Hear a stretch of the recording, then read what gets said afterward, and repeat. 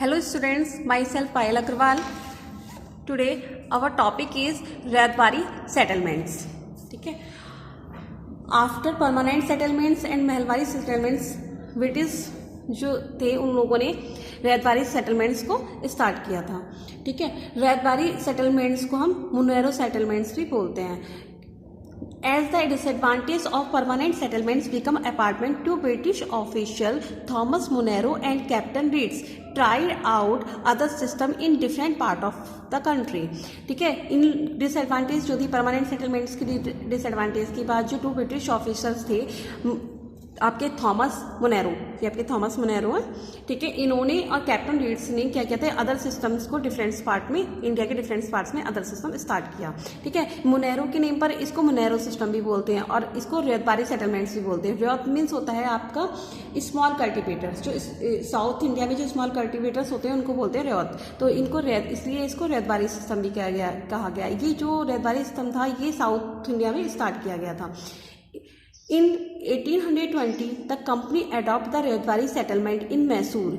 ठीक है. 1820 में कंपनी ने रैयतवारी सेटलमेंट मैसूर में, कर्नाटक में and later expanded in the Bombay and Madras. मतलब स्टार्ट किया था, उसके बाद ये कहाँ तक एक्सटेंड हो गया था आपका बॉम्बे और मद्रास तक हो गया था.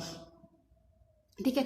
रैयतवारी सिस्टम में क्या था कि जो आपने देखा ना कि जो परमानेंट सेटलमेंट था उसमें इन्होंने जमींदार बनाए थे और आपका जो महलवारी सिस्टम था उसमें क्या थे इनके हेडमैन था, प्लेस का हेडमैन था. वो लोग क्या करते थे कि कल्टीवेटर्स जो होते थे, जो पीसेंट्स होते थे, हमारे फार्मर्स होते थे, उनसे क्या करते थे रेवेन्यू को कलेक्ट करते थे. लैंड रेवेन्यू कलेक्ट करने के बाद उनको ब्रिटिश को दे देते थे. पर जो हमारा साउथर्न पार्ट्स था इंडिया का उसमें जो है जमींदार्स नहीं थे. वहाँ पर क्या करते थे लोग अपने आप ही जो स्मॉल कल्टीवेटर्स थे खुद ही उस पर खेती करते थे, कोई जमींदार वगैरह नहीं थे. तो इन्होंने क्या किया इसमें डायरेक्टली जमींदार से ही रेवेन्यू कलेक्ट करना स्टार्ट कर दिया था. तो इसमें क्या हुआ था ना, बहुत सारी प्रॉब्लम फेस करनी पड़ी थी महलवारी में और जो आपकी परमानेंट सेटलमेंट था, क्योंकि जमींदार भी उसमें कुछ पार्ट्स लेते थे. तो इन लोगों को प्रॉब्लम लग रही थी, इनको कुछ डिसएडवांटेज थी उसकी.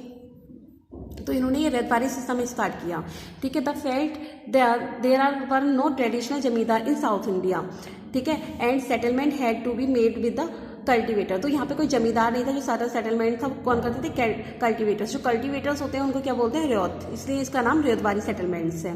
Who had cultivate the land for generation. ठीक है. वो क्या करते थे लैंड पर खुद, मतलब जो उनकी जनरेशन थी वो उसमें ही वो क्या करते थे कल्टीवेट करते थे. मतलब वही लोग क्या करते थे उसको जनरेशन टू जनरेशन कल्टीवेशन उस लैंड पर करते रहते थे. तो उसके लिए इन्होंने क्या किया, पहले उसका जो इनके कलेक्टर्स थे उन्होंने जो है पूरा सर्वे किया उसका. ठीक है. इंस्पेक्शंस किया, सर्वे किया और उसके बाद जो है फिर जो ईच कल्टीवेटर्स थे उसके ऊपर टैक्स लगाया, मतलब रेवेन्यू लगाया. और उन्होंने क्या किया, रेवेन्यू को फिक्स कर दिया. रेवेन्यू लगाने से पहले क्या किया था उन्होंने उसका केयरफुली सर्वे कर लिया था कि वो ज़्यादा से ज़्यादा कितना रेवेन्यू उनसे ले सकते हैं. ठीक है. जो उनकी रेवेन्यू की डिमांड थी बहुत ज़्यादा थी. ठीक है. बहुत ज़्यादा रेवेन्यू बहुत लगा रहे थे. उससे क्या होता, फार्मर्स को, पीजेंट्स जो थे उनको बहुत प्रॉब्लम आ रही थी. वो लोग क्या कर पा रहे थे, प्रेजेंट वर अनेबल टू पे the revenue and they deserted the field. ठीक है. वो जितना उनकी जो क्रॉप्स थी, उनका जो फील्ड था उसमें जो क्रॉप्स ग्रो होती थी वो इतनी नहीं होती थी जितना उनको रेवेन्यू देना पड़ता था. ठीक है. तो उनकी फील्ड में इतनी ग्रोथ नहीं हो पा रही थी. तो उनको बहुत सारी प्रॉब्लम फेस करनी पड़ रही थी. बहुत परेशान हो चुके थे इन सेटलमेंट से पीपल्स. ठीक है. नेक्स्ट है effect of colonial agrarian policy. ठीक है. जो इसके क्या इफेक्ट हुए, the result of the exploited agrarian policy, the land law introduce by the British could be seen in the form of many new factor in Indian society. इन सब problems के साथ जो है ब्रिटिश ने खुद देखा कि उन्हें कि ये जो लैंड लॉज हैं, जो हमने लॉ बनाए हैं, ठीक है, इससे क्या क्या प्रॉब्लम इंडियन सोसाइटी में आ रही है, कौन कौन से फैक्टर सामने आए हैं इसमें. ठीक है. फर्स्ट है the system of paying revenue with the specified time compelled many small peasant and landlord to mortgage और टू डिस्पोज देयर प्रॉपर्टी. इससे क्या होता था कि वो जो टाइम पीरियड्स होता था उसमें अगर वो अपना रेवेन्यू नहीं दे पाते थे तो जो स्मॉल प्लेजेंट्स थे और जो लैंड होल्डर्स थे उनकी जो प्रॉपर्टी थी वो मॉर्टेज हो जाते थे अपनी प्रॉपर्टी से एंड डिस्पोज ऑफ देयर, उनकी जो प्रॉपर्टी से वो क्या हो जाते थे, डिस्पोज हो जाते, उनकी प्रॉपर्टी डिस्पोज हो जाती थी. Land become a saleable property. जो लैंड्स जो थी वो कैसी हो गई थी, सेलेबल प्रॉपर्टी होती थी जिसको वो सेल कर सकते थे. उन्होंने ये देखा whenever the peasant fail to the pay land review. अगर जो पीजेंट हैं, जो हमारे फार्मर्स हैं, वो लैंड पे करने से फेल हो रहे हैं, मतलब वो नहीं दे पा रहे हैं, तो the government put up his land for sale to collect the arrears of revenue, वो अपना रेवेन्यू जो टैक्स है उसको लेने के लिए करती थी, उनकी जो लैंड होती थी उसको सेल कर देती थी। इस केस में क्या होता था, he lost his land and turn into the landless labour. तो इससे क्या होता था कि उन्हें जो पेशेंट होते थे वो उन्हें अपनी लॉस होता था, अपनी लैंड का जो होता था लॉस हो जाता था, ठीक है, वो लैंडलेस हो जाते थे। Next, the policy followed by the British only led to impoverishment of the peasantry, ठीक है, even the benefit of commercialisation did not reach the peasant. This ownership system continue almost till the end of the British rules. इस policies में क्या हुआ था, जो British थे उन्होंने कोई ऐसा इम्प्रूवमेंट्स वगैरह जो हो पाए अगर कर नहीं पाए थे, और जो भी इम्प्रूवमेंट्स हुआ था वो जो है पीजेंट्स तक नहीं पहुंच पाता था, ठीक है, कोई बेनिफिट नहीं हुआ था इससे पीजेंट्स को। और ऑपरशिप सिस्टम कंटिन्यू ऑलमोस्ट, ऑपरशिप सिस्टम में क्या हुआ था कि वो जो ऑपरशिप सिस्टम से जो ब्रिटिश रूल थे वो एंड तक पहुंच गए थे, मतलब जो ब्रिटिश रूल थे वो उनका एंड हो गया था। नेक्स्ट यहाँ पर heading growth of cash crop. देखिए जो हमारी इंडिया है, हमारा जो इंडिया है ना, उसमें बहुत सारी ऐसी क्रॉप्स होती थी जो रॉ मटेरियल के रूप में यूरोपियन कंट्रीज़ में या ब्रिटिश की इंडस्ट्रीज़ में यूज़ की जाती थी। तो वो हमारे जो ब्लेजर्स थे उनसे बोलते थे कि इन जो कैश क्रॉप्स हैं, मतलब इन चीज़ों को ग्रो करने के लिए बोला जाता था।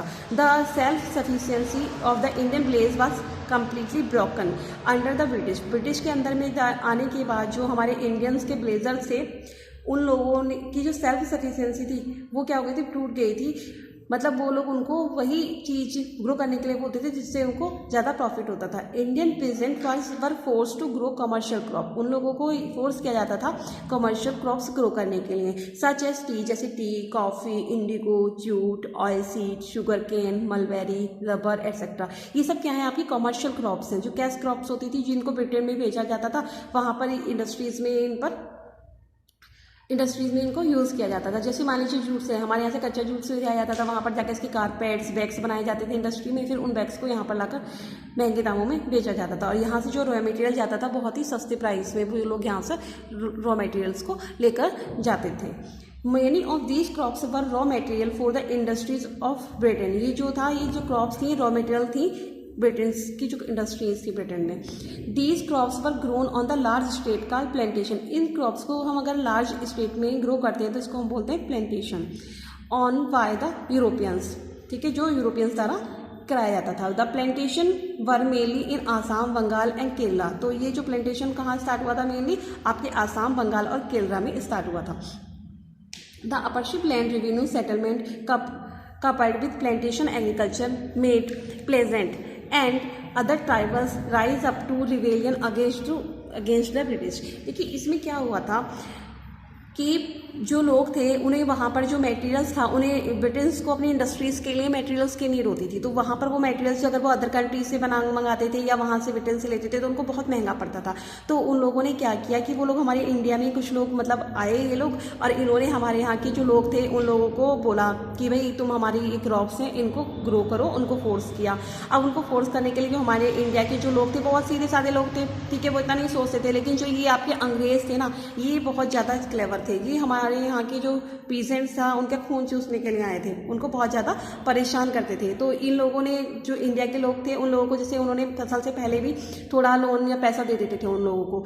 अब उन लोगों को पैसा देने का मतलब क्या होता था कि वो उनकी जो लैंड होती थी ना उसको रेंट पे ले लेते थे, किराए पर ले लेते थे, ठीक है। तो उससे क्या होता था कि वो उस जो किराए पर जितनी लैंड लेते थे ना, जितना पार्ट, उस पर वो वही ग्रो करवाते थे। मतलब जो उनको, जैसे कि मान लो उनको कॉफ़ी है, टी है, जो भी उनके यूज़ की क्रॉप्स हैं वो उनसे ग्रो कराई जाती थी, ठीक है। और उसके बाद ही उनको, मतलब जो हमारे देश के किसान थे, ठीक है, उन लोगों को बहुत ज़्यादा, मतलब उनको शुरू में तो बहुत अच्छा लगा, उनको स्टार्टिंग में ही पैसे मिल गए फसलों के। लेकिन बाद में उन्हें बहुत प्रॉब्लम फेस हुई। जैसे कि मान लीजिए उन्होंने जिस एरिया में अपनी कॉफ़ी या टी ग्रो की है, या मान लीजिए कोई और शुगर केन लगाया है, तो जिस एरिया में उन्होंने शुगर केन कराया है या जो भी उनको जिस क्रॉप की नीड है उन्होंने लगवाई है, तो उसके बाद वो क्या करते थे, जो फर्टाइल सॉइल होती थी उसमें अपनी फसल करवाते थे, और जो फसल जिसकी फर्टिलिटी कम हो जाती थी, ठीक है, उसमें उन लोगों को राइस या जो उनके यूज़ की, जो हमारे फार्मर्स की यूज़ की जो क्रॉप्स थी ना, वो लगाने के लिए बोलते थे। तो उससे क्या होता था, किसान लोग भी ना बहुत ज़्यादा प्रॉब्लम्स में आ गए थे, ठीक है।